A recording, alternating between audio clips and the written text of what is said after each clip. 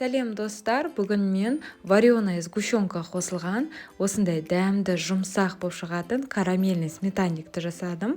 Видеоны соңына дейін қараймыз. Алдымен қамырын жасап аламыз. Ол үшін бізге бір жұмыртқа қажет, бөлме температурасындағы тұрған сары май қажет болады.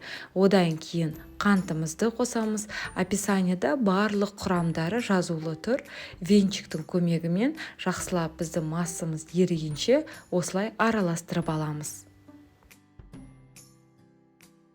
Барлығын жақсылап араластырып болған соң, енді ұнымызды, қопсытқышымызды салып, бірінші силиконды қасықтың көмегімен барлығын осылай араластырамыз.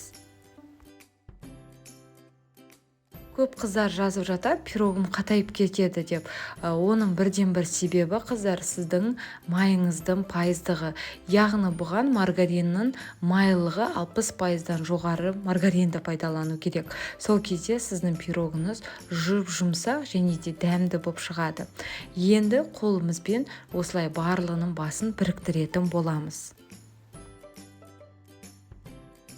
Формасы 23-24 сантиметр болатын осындай формаға біздің дайын болған қамырымызды әдемілетіп жайып шығамыз.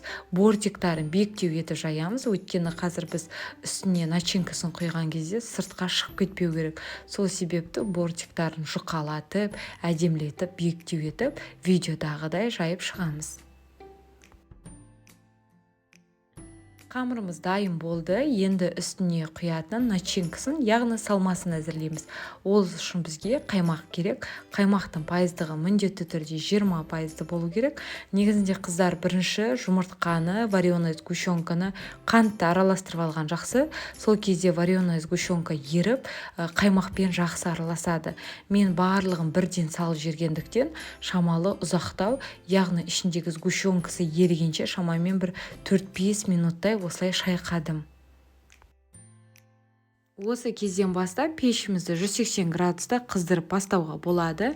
Енді оған жүгері крахмалын қосамыз, және де біздің начинкасына, салмасына дәм беру үшін сәл ғана ванилин немесе ваниль қантын қосуға болады. Барлығын жақсылап осылай араластырып аламыз.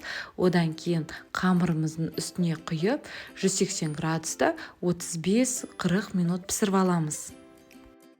Бір сағаттай пирогымызды бөлме температурасында суытамыз, одан кейін тоңазытқышқа салып қойсаңыз болады. Өте дәмді, жасалу жолы ерекше, сметанникті жасап көруге кеңес беремін. Сіздермен бірге болған Гаухар, ас болсын.